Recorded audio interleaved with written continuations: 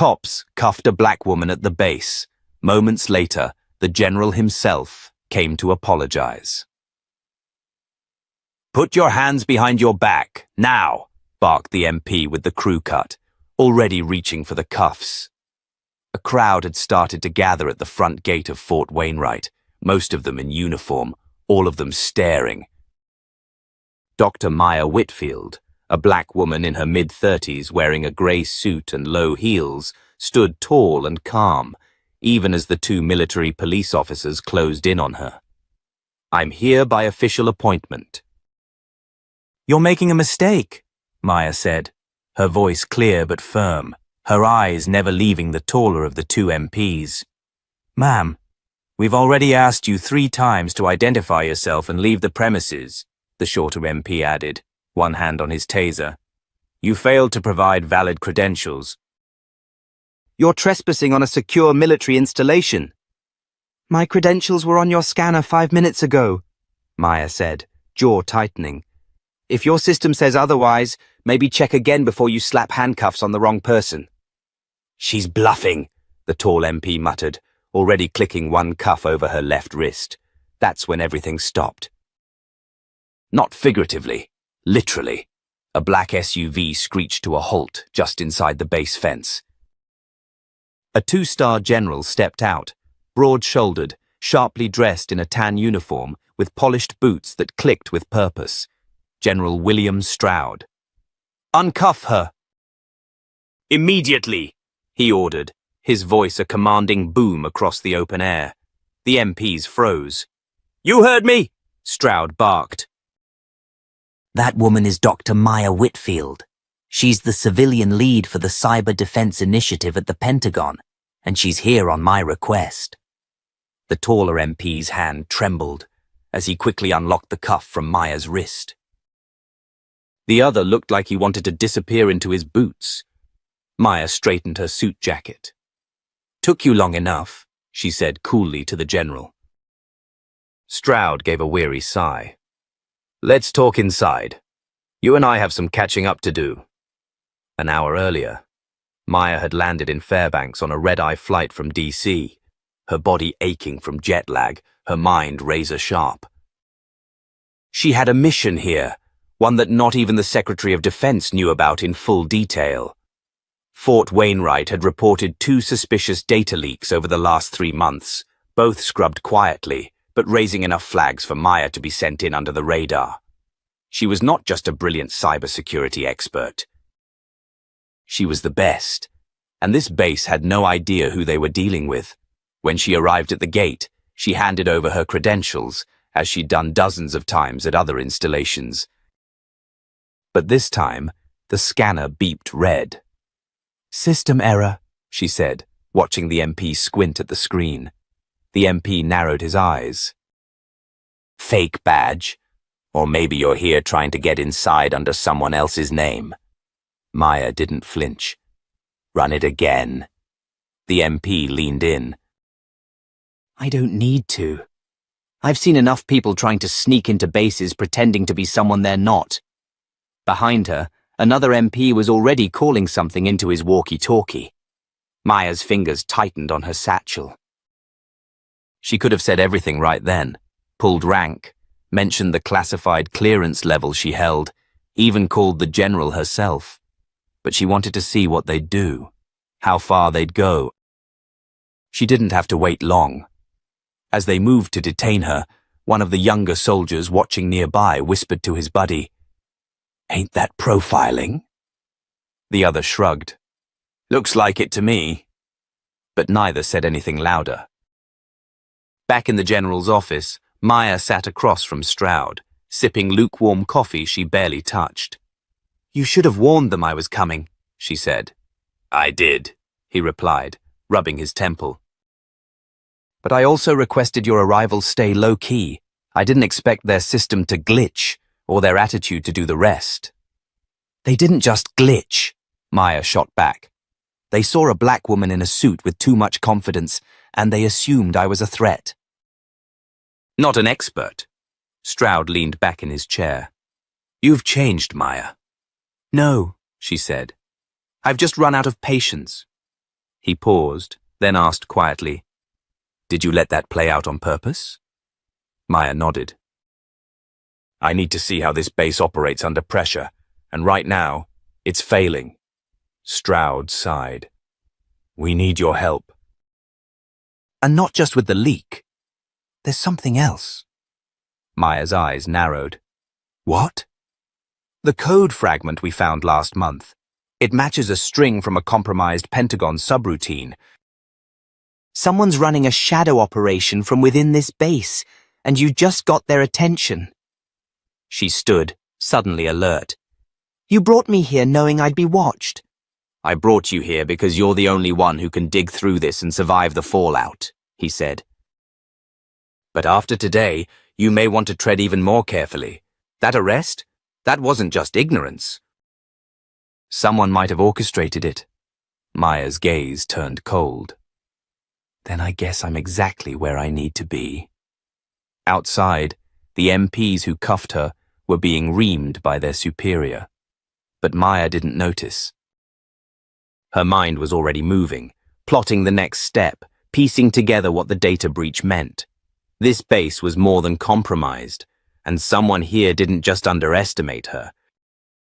They feared her, which meant, for the first time in a long time, she was getting close. By the time Maya stepped into her temporary quarters on base, the sun had dipped behind the Alaska Range, casting long shadows across the silent barracks. She closed the door behind her, dropped her satchel on the bed, and exhaled slowly. The room was sparse, a military standard with olive-drab sheets and a steel desk bolted to the floor. But for Maya, it was enough. She didn't come here for comfort. She booted up her encrypted laptop and inserted a tiny black drive from her blazer's inner pocket. On screen, a flurry of code bloomed. She typed fast, almost rhythmically, bypassing firewalls, skimming classified logs. Her eyes flicked across dates and IP logs until something caught her attention. A data packet routed through a shadow server in Virginia had been accessed 4 days ago on a secure Fort Wainwright channel. It didn't just match the Pentagon breach, it mirrored it. Someone inside this base had tapped into federal-level systems using credentials buried under 6 layers of obfuscation. And the call log matched one name, Lieutenant Cole. Nathan Briggs. Maya leaned back, frowning. Briggs wasn't on her suspect list. Not originally, but something about the access pattern was odd, almost too clean. Like someone was trying to frame him. Before she could dig deeper, her phone buzzed, unknown number. She let it ring twice, then answered. "You shouldn't have come," a man's voice said quietly. "No ID, scrambled line. Turn around and go back to DC. You're in over your head this time." Maya's fingers tightened around the phone. "Who is this?" But the line went dead. She stared at the screen, breathing slowly. Her heart rate only slightly elevated. She'd been threatened before. But this wasn't a warning. It was a test. And she wasn't planning on failing it. The next morning, Maya arrived at the command building, calm and composed. Inside, General Stroud was already briefing a small group of officers. When she entered, the room went silent. Stroud nodded toward her. "This is Dr. Maya Whitfield. She has full access. Treat her like you'd treat me." A few glances shifted uncomfortably. Maya scanned the faces, noting who avoided her eyes. One stood out. A young intelligence officer, probably mid-30s. Dark hair buzzed short, name tag reading Briggs. Interesting. After the meeting, she caught up with Stroud. "Lit. Curly Briggs, he's been here how long?" 4 years, Stroud said, pulling on his gloves. "Decorated, reliable, one of the best intel officers on base." "Why?" "Because someone used his credentials in the Pentagon breach. Either he's the leak, or someone wants us to think he is." Stroud paused mid-motion. You think he's being set up? I think I need to talk to him. They met in the operations room later that afternoon. Briggs was stiff, respectful. Ma'am, I heard what happened at the gate. I want to personally apologize for how you were treated. I'm not here for apologies, Maya said. I'm here for answers. He hesitated. About the breach? Yes. And the fact your clearance was used to access classified files off-site last week. Files only a handful of people knew even existed. Briggs' eyes widened slightly, but not in guilt, more in disbelief. I never made that access. I haven't left this base in 2 weeks. And I haven't used that channel in over a month. Maya studied him closely. What if someone on your team cloned your credentials? Could that happen without your knowledge? He nodded slowly. If they had physical access to my login card and biometric sample, yes, but that would mean someone on this base deliberately tampered with secure systems. Exactly. She left the meeting with a pit in her stomach. Briggs didn't read as guilty. He read as scared, and scared meant someone else was pulling the strings. That night, Maya returned to her quarters and reran the internal logs. She isolated each access point from the week of the breach. One thing stood out. Every login under Briggs's credentials happened during his scheduled sleep hours, when his access card was supposedly locked away. She followed the trail to the surveillance room. That same night, she made her way down the dark corridor toward the room marked Security Hub. A bored-looking tech sergeant opened the door. I need to see camera footage from the barracks. Specifically, the corridor outside Lieutenant Colonel Briggs's quarters. Week of the 12th. That's off protocol, ma'am. Maya pulled a folded document from her jacket and placed it on the desk. And this is a presidential directive authorizing full oversight access under the Department of Defense. Want to play policy roulette? Or pull the files? He stared at her, then muttered under his breath and turned to the monitor. What they saw chilled them both. At 2:11 a.m. 3 nights ago, a man in uniform, face obscured by a hoodie and cap, entered Briggs's quarters with a second access card. 8 minutes later, he exited, carrying a palm-sized device wrapped in cloth. The sergeant paled. That's an S-TAC signal cloner, he said. Military grade. Not standard issue. Maya's expression didn't change. Run facial recognition. Now. 5 minutes later, the result popped on screen. Sergeant Kyle Dornan, Communications Team.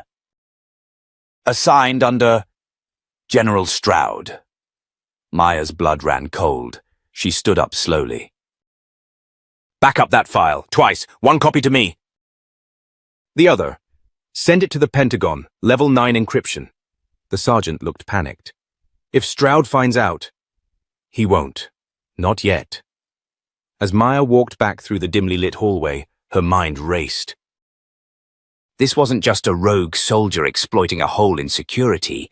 This was inside, deep inside. And if Stroud's office had anything to do with it, then everything she thought she knew about this assignment was about to be flipped upside down. She had come to uncover a breach, but now it looked like she'd just uncovered a conspiracy. One that stretched far higher than a lieutenant's stolen credentials. One that someone didn't want her to survive long enough to expose. Maya barely slept. The footage of Sergeant Kyle Dornan entering Briggs's quarters haunted her every time she closed her eyes. And the fact that Dornan worked directly under General Stroud wasn't a coincidence. It was a signal, one she couldn't ignore.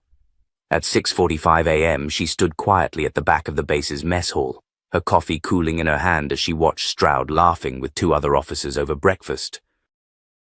His manner was relaxed, too relaxed. Maya had seen that kind of calm before. It wasn't ignorance. It was confidence. The kind that comes when you think no one can touch you.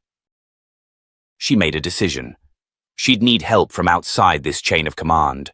She couldn't trust anyone on base. After finishing her coffee, she returned to her room and made a secure call from her laptop. It connected to an encrypted Pentagon line. On the other end, a deep voice answered. Colonel Vasquez. It's Whitfield. I need support. Quiet and fast. What's your status? I have confirmed evidence of an internal breach at Fort Wainwright. It's larger than expected, possibly involving a ranking officer. There was silence, then a low whistle. How clean is your intel? Direct video surveillance. I'll upload the files through Tier 9. I want eyes on it by noon. Vasquez didn't hesitate. Done.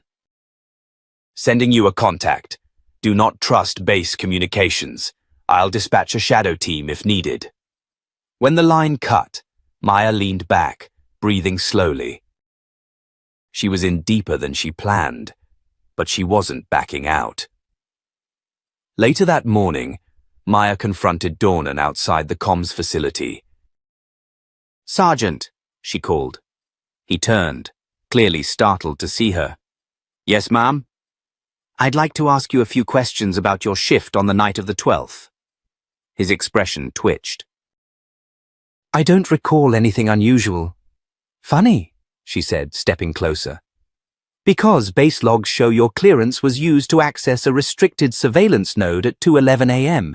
You also visited Luti." "Colonel Briggs's quarters without authorization." Dornan blinked, lips parting slightly. "That's not possible. I wasn't even near that sector." "Then it's someone wearing your uniform, your gait, and using your face." She didn't smile. "Care to explain?" "I want a lawyer," he said instantly, backing away. "You'll get one, but not before I notify General Stroud." She turned and walked straight into Stroud's office. He was standing at his desk, reading something on his tablet. "You and I need to talk," she said, her voice low and direct. He looked up. "Everything all right, Doctor?" "No, it's not." "One of your men broke into Lieutenant Colonel Briggs's quarters using a cloned access card. He extracted biometric data and used it to breach Pentagon-level security. I have the footage. I just spoke to Dornan." Stroud narrowed his eyes. "This is a serious accusation, and it's backed by irrefutable evidence. I expect you to suspend him immediately pending investigation." Stroud put the tablet down. "Of course." "I'll have him brought in, and I want to see that footage myself." Maya nodded, watching him carefully. "I'll forward it once Pentagon confirms its receipt." "I'm following protocol." As she turned to leave, Stroud called out, "Be careful who you trust, Dr. Whitfield. There are eyes everywhere on this base." It wasn't a threat. It was a warning. Back at her quarters, Maya found her room had been disturbed, barely noticeable to the untrained eye, but her laptop was unplugged, her drawer left slightly ajar. Someone had been inside. She swept the room for bugs and found two, one embedded beneath the desk, another behind the outlet near her bed. She crushed both and flushed the pieces. Her phone buzzed. Unknown number again. "You have no idea what you've stepped into," the voice whispered. "People like you don't walk away from this." This time Maya didn't hang up. "You've been watching me? Fine. Then watch this," she said. "I'm not going anywhere." She cut the call and hit record on her laptop. Then she looked straight into the camera and began logging every step of her investigation. Names, locations, timestamps. She emailed the video log to 3 separate secure recipients. If anything happened to her, it would go public. The next morning, Dornan was nowhere to be found. Vanished. His room had been wiped clean, all electronics gone. Clothes gone, and his name was suddenly missing from the base roster. When Maya confronted Stroud, he didn't blink. "Looks like the sergeant took off. That doesn't exactly help his innocence. He disappeared right after you said you'd detain him." Stroud folded his arms. You're implying I helped him escape. I'm implying your office has leaks the size of Alaska. Stroud stepped closer, his voice dropping. Watch your tone. You may be here under federal directive, but you're still a guest on my base.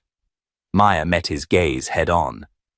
Then maybe it's time someone told the Pentagon how their hospitality is being abused. As she left, Stroud's aide, a young black woman named Lute.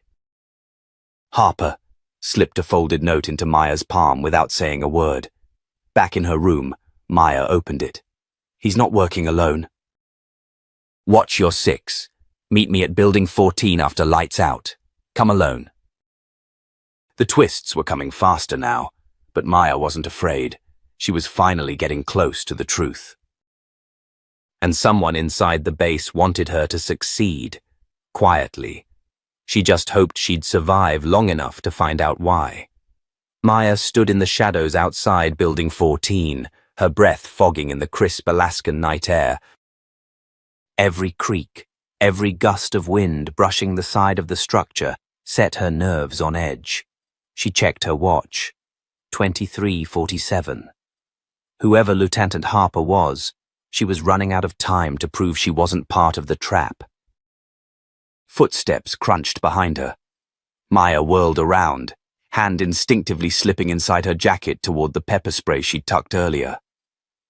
But it was Harper. Alone. Her uniform jacket unzipped, face tight with urgency.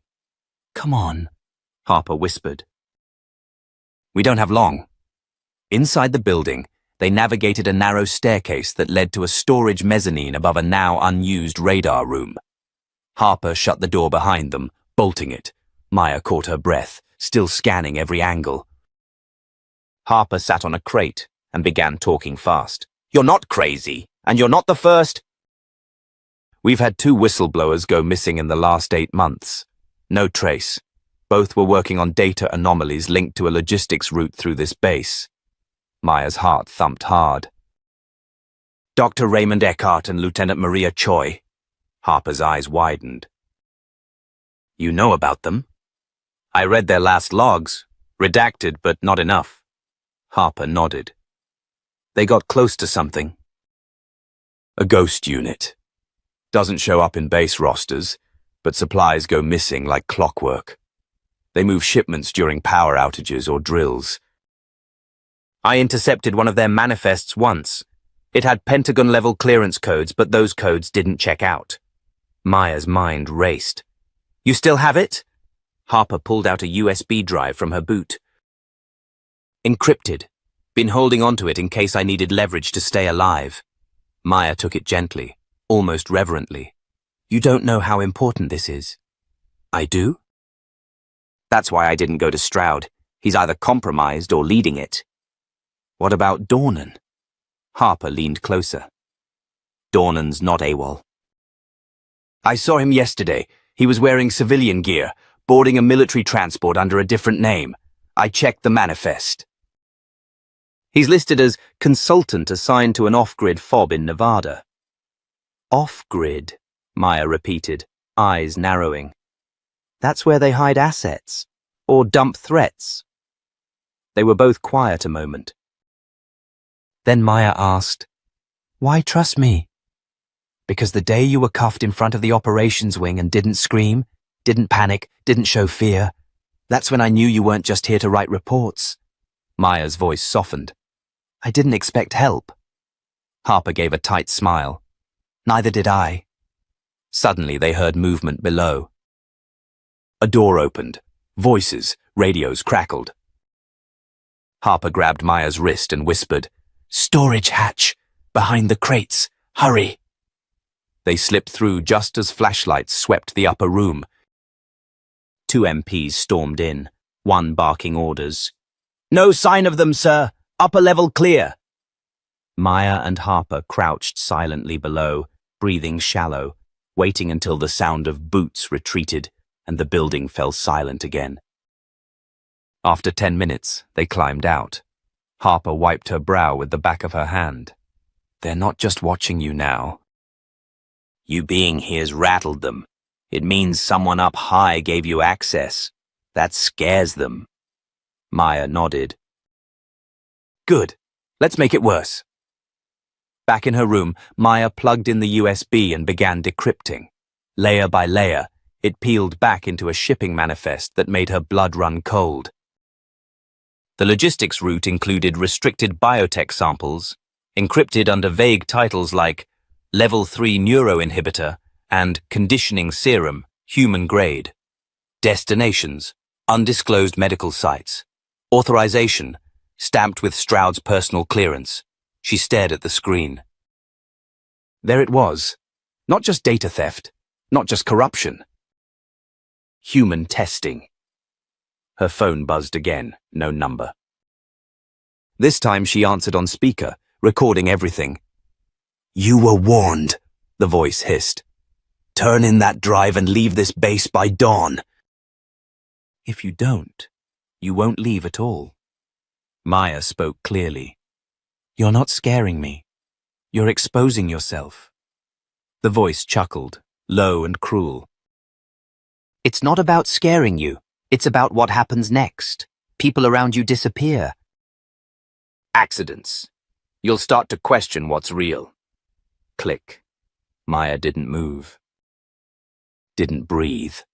Then she picked up the phone and dialed. Vasquez here, came the voice on the other end. I've got confirmation.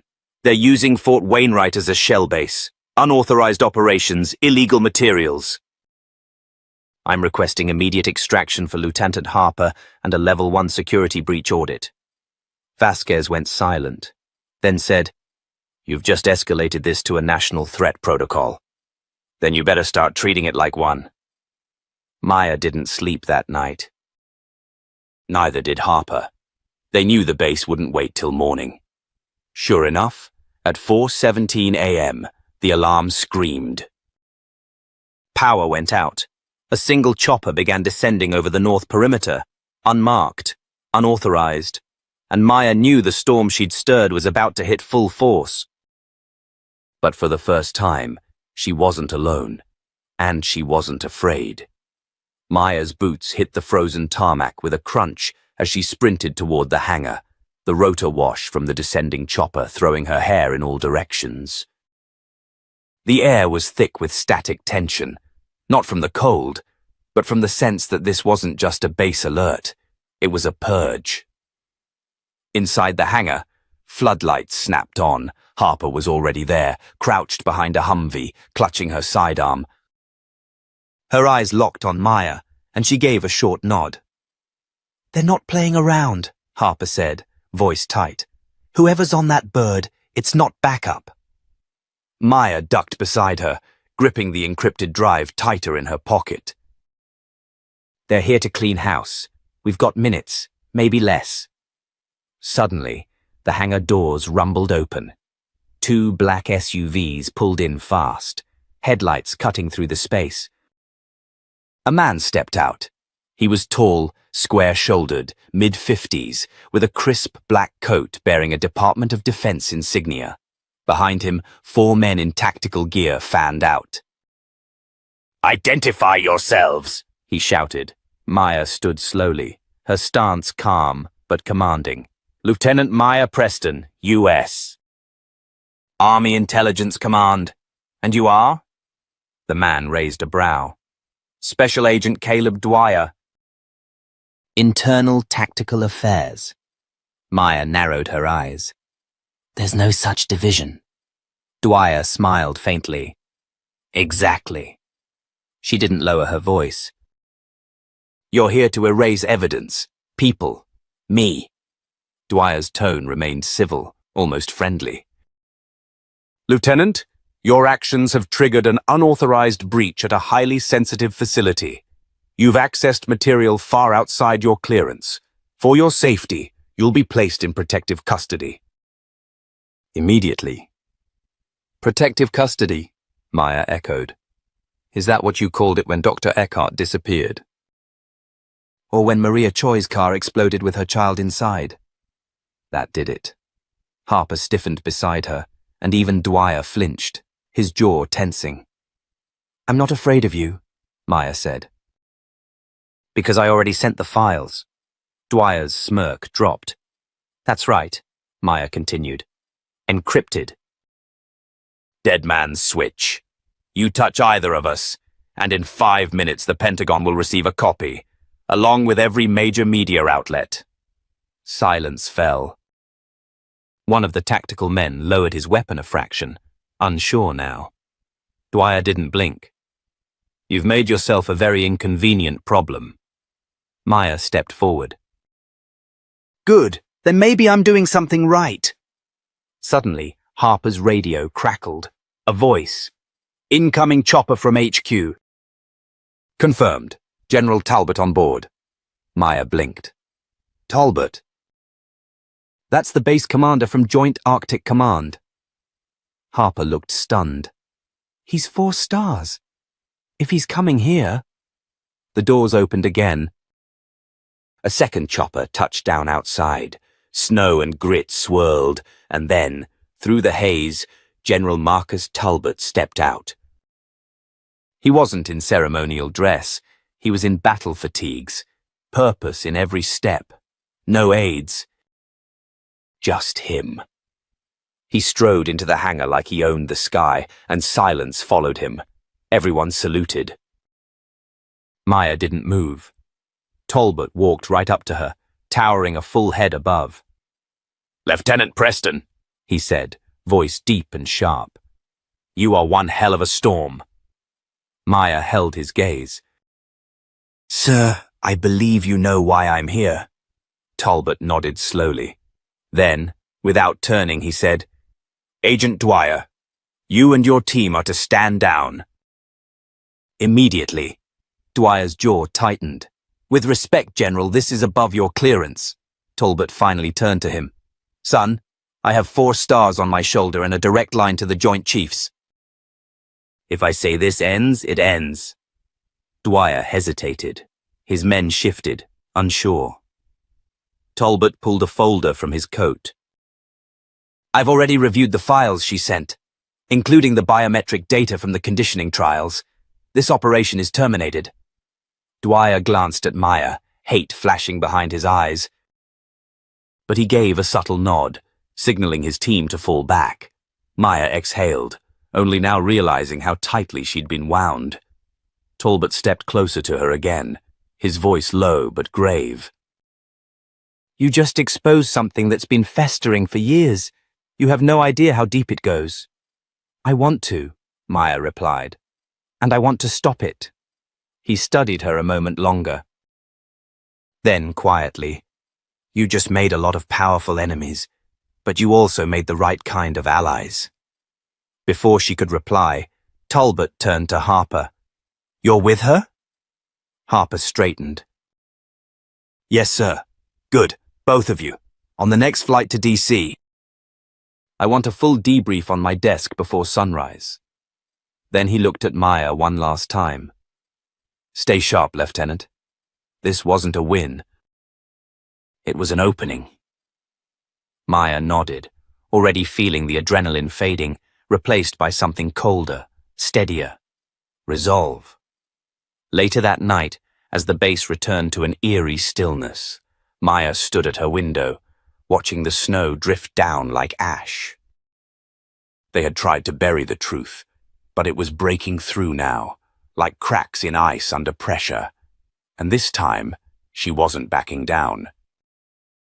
The flight to DC was silent. Maya sat near the window, her eyes fixed on the clouds below, arms folded tightly across her chest. Harper sat beside her, reviewing the documents they'd managed to extract. But neither woman said much. There was too much at stake. Too much unknown. And for the first time, Maya realized that even though the general had backed them up, they were still flying into the lion's den. As the jet touched down at Joint Base Andrews, 2 black SUVs awaited them at the tarmac. This time, no guns were drawn. No cuffs. Just a man in a navy suit and wire-rimmed glasses waiting patiently beside the vehicles. He introduced himself as Deputy Director Nolan Briggs, CIA liaison to the Joint Intelligence Task Force. "I've read the report," he said as the SUV pulled away. "General Talbot called me personally. Told me you uncovered something that doesn't belong in any file, much less in our military." Maya didn't blink. "He's right. What we found goes beyond rogue ops. It's systemic, and whoever's behind it is still in the shadows." Briggs nodded but didn't respond right away. Finally, he said, "We're going to the Pentagon, not just to debrief. There's a closed-door committee waiting to hear from you directly." Harper raised an eyebrow. "That's not protocol." Briggs gave a small, bitter laugh. "Nothing about this is protocol anymore." They were escorted into a nondescript conference room beneath the Pentagon. Inside, the air was cold and still. 5 individuals sat behind a long steel table, 3 military, 2 civilian. One of them, a woman with silver hair and a Harvard pin on her lapel, leaned forward as Maya entered. "You're Lieutenant Maya Preston?" she asked, though her tone suggested she already knew. "Yes, ma'am." "Then let's begin." For the next hour, Maya laid out everything. The experimental neuromodulation trials on enlisted personnel, the falsified death records, the off-book funding lines traced to shell corporations, and most damning of all, the biometric tracking data showing active manipulation of human behavior for warfare adaptation. They didn't interrupt, didn't even look shocked.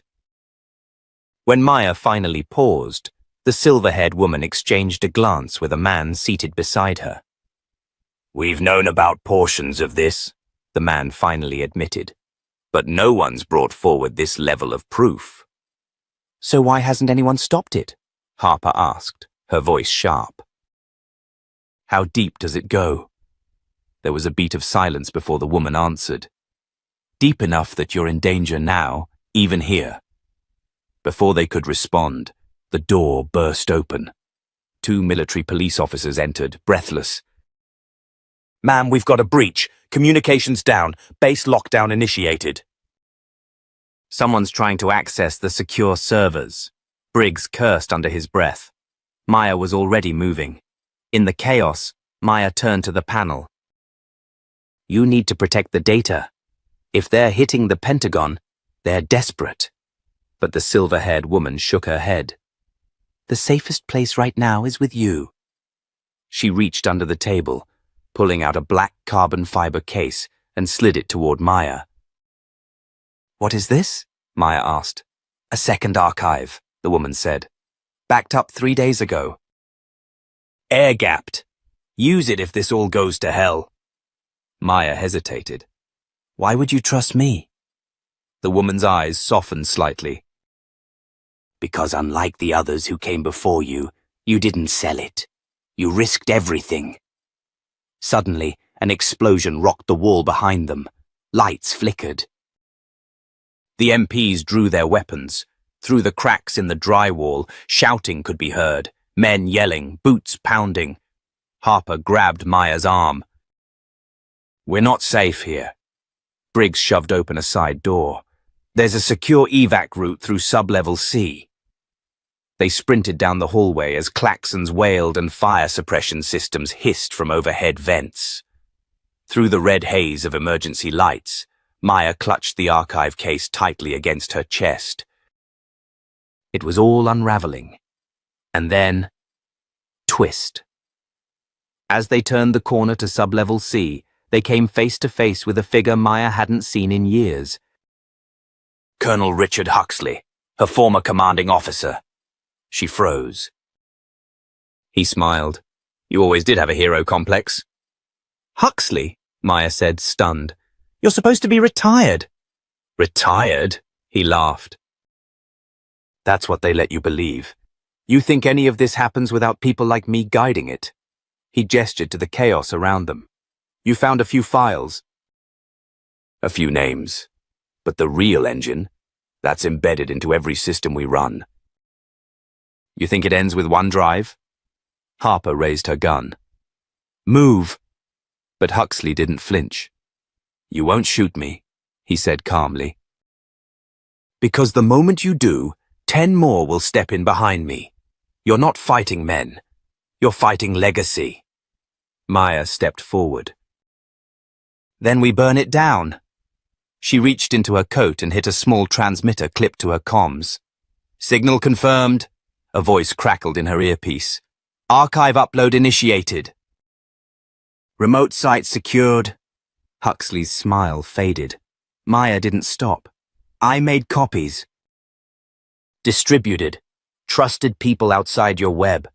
You can destroy me, but you can't destroy what's already out there. Huxley lunged, but Briggs tackled him to the ground, slamming the older man against the concrete with a grunt. Sirens blared louder. Go! Briggs shouted. I'll clean this up! Maya didn't wait. She and Harper raced for the emergency exit. As the heavy doors slammed shut behind them, Maya looked back one last time, her heart thundering.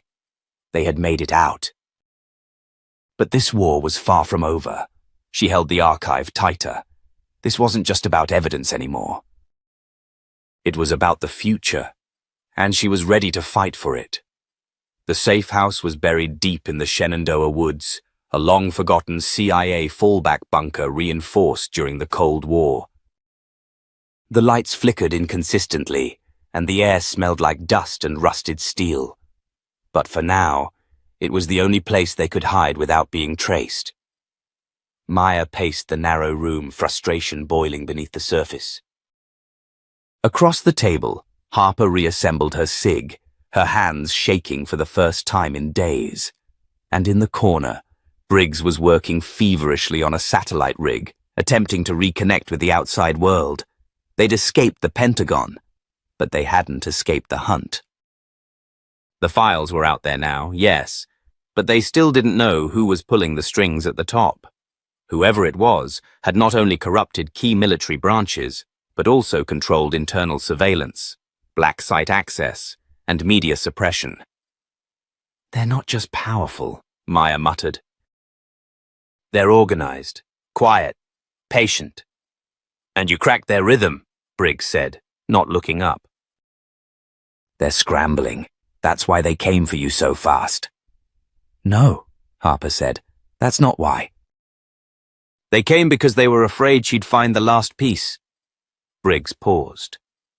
The handler. Maya looked up.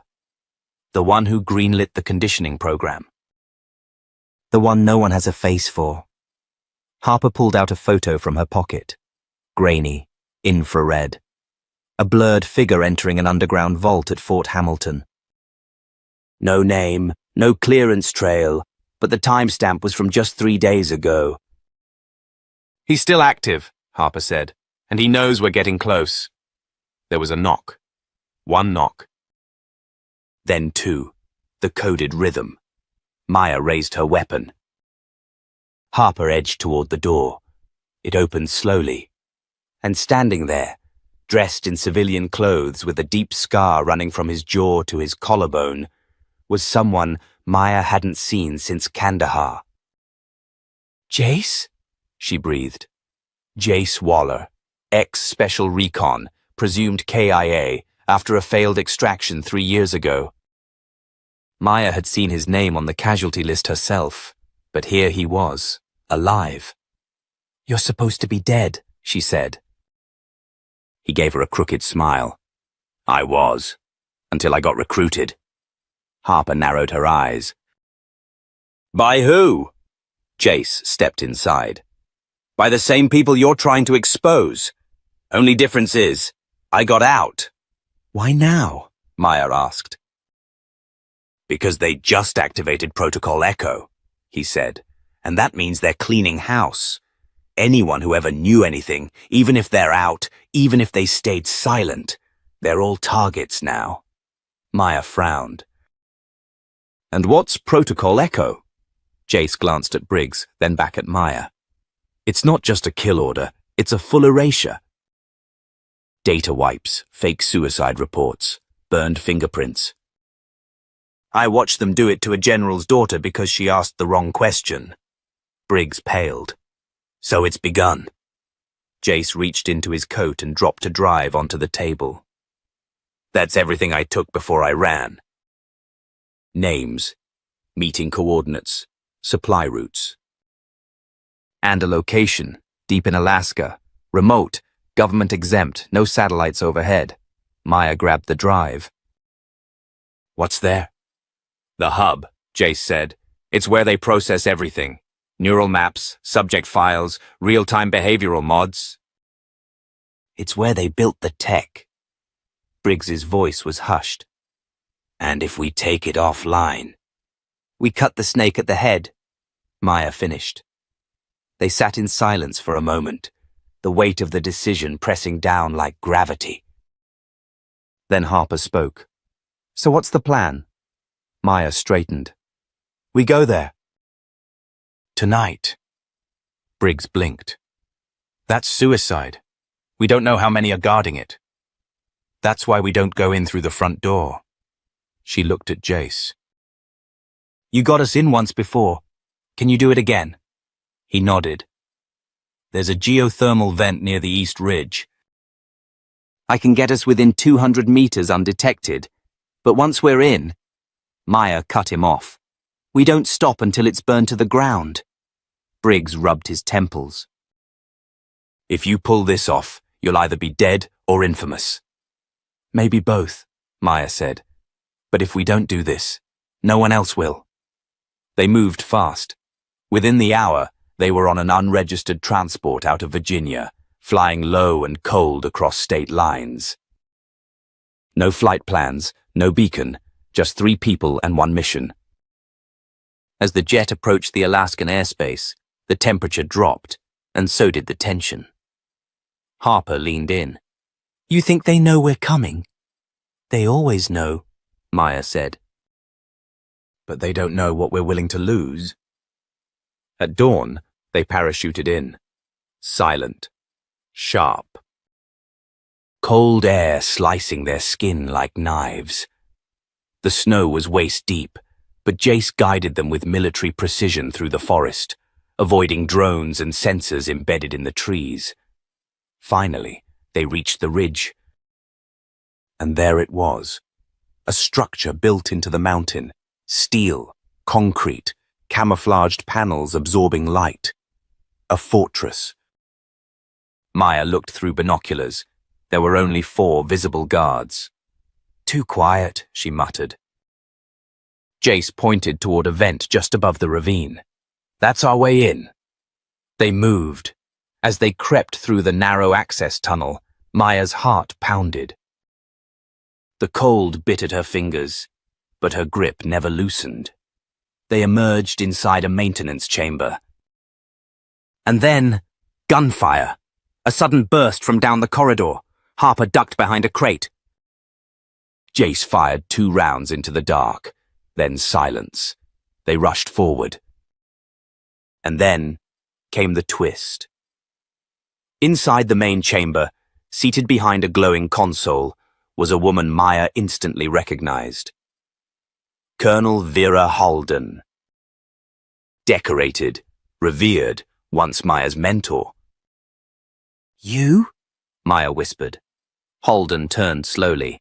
I warned them about you. Told them you'd never stop. You ran those experiments, Maya said, voice trembling. You let them do it to our own. Halden stood. We did what we had to do. We were losing the future. I made sure we had one. Maya's hands clenched into fists. You built monsters. Halden's eyes flared. No, I built survivors. Suddenly more footsteps. Armed soldiers poured in from the flanks. Trapped. Harper raised her weapon. Maya! But Maya's eyes never left Halden. You forgot one thing, she said. Halden raised an eyebrow. What? Maya smiled coldly. We didn't come here alone. Suddenly the lights flickered. The room darkened. Then, through the speaker, a calm voice echoed. This is General Talbot. Operation Widow's Net has been intercepted. Airstrikes inbound in 60 seconds. All unauthorized personnel evacuate immediately. Halden's face froze. You sent the coordinates, she whispered. Maya nodded. Before we even left DC, sirens blared, panic exploded, soldiers shouted, scattering. And Maya stepped forward. For the ones you buried, for the ones you erased.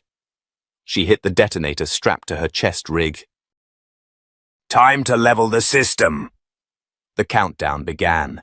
The blast wave rolled through the Alaskan mountain like thunder trapped beneath the earth.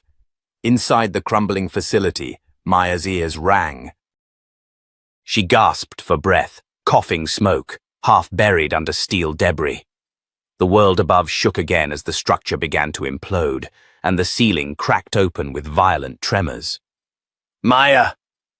Harper's voice echoed faintly, strained through the roar.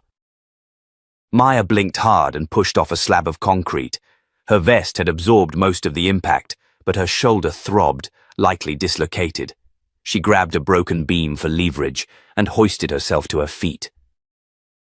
In the far corner of the collapsing control room, Holden was slumped over, pinned beneath a column, blood trailing from her mouth. You don't understand, she rasped. Maya limped closer, her face grim. No, I understand too well, she said. You built a world where obedience mattered more than humanity. Holden coughed, a bitter laugh escaping her lips. They'll come for you. You're not finished. Maya leaned in. No, but you are. Outside, Harper and Briggs had made it to the snowline where Jace was signaling the evac drone. The wind howled. Smoke rose from the ground behind them, and snowflakes turned grey as ash settled across the trees. Maya stumbled out of the tunnel just as the last drone descended, low and silent. She fell to her knees. Jace caught her before she hit the ice. You good? He asked. She nodded. We did it. The servers, the data cores. All gone. Briggs secured the drive to his chest. This is going to change everything. Maya looked toward the burning ridge. Only if we tell it right. As the drone lifted off, they flew in silence. Below, the site that had fueled a hidden war on American soil smoldered under layers of frost and justice. But Maya knew this wasn't the end. This was a beginning. 2 weeks later, the footage aired. Clips from hidden labs, the names of real soldiers erased from records, voice recordings of Holden, and live testimony from Jason Harper. Congressional hearings launched within hours. Families began coming forward, mothers who lost sons to training accidents, veterans institutionalized without cause. The story gripped the nation. Maya didn't hide. She walked into the Capitol in full uniform, shoulder heeled, eyes sharp, no apologies. In her testimony, she stood before cameras and lawmakers. For too long, we've believed silence equals safety, that if we keep our heads down, follow orders, we're serving something greater. But I've learned, true service means speaking up. It means confronting the rot, even if it's wearing stars. A pause. Then, thunderous applause. Later, as Maya stepped outside into the early spring sun, a young black girl stood waiting with her father. The girl held a sketch pad with Maya's picture, drawn in crayon, labeled My Hero. The girl looked up. Are you the lady from the news? Maya knelt. Yeah, sweetheart. I am. You were brave, the girl whispered. Maya smiled, a tear threatening to fall. So are you. Promise me you'll always speak the truth, no matter who tries to shut you up. The girl nodded fiercely, and with that, Maya rose and walked into the crowd. She wasn't just a survivor anymore. She was a symbol, not of revenge, but of reclamation. Of standing in the storm and refusing to be moved. Of rewriting the rules that were written to silence people like her. Because justice doesn't start in courtrooms. It starts in moments, when someone says, no more.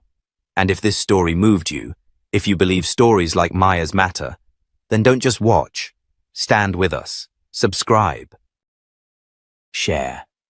Be the echo that carries her voice further than they ever meant it to go. This story was inspired by real struggles, real cover-ups, and real warriors in uniform who fight not just enemies abroad, but systems at home. The truth has power. Help us tell it, and never let them forget.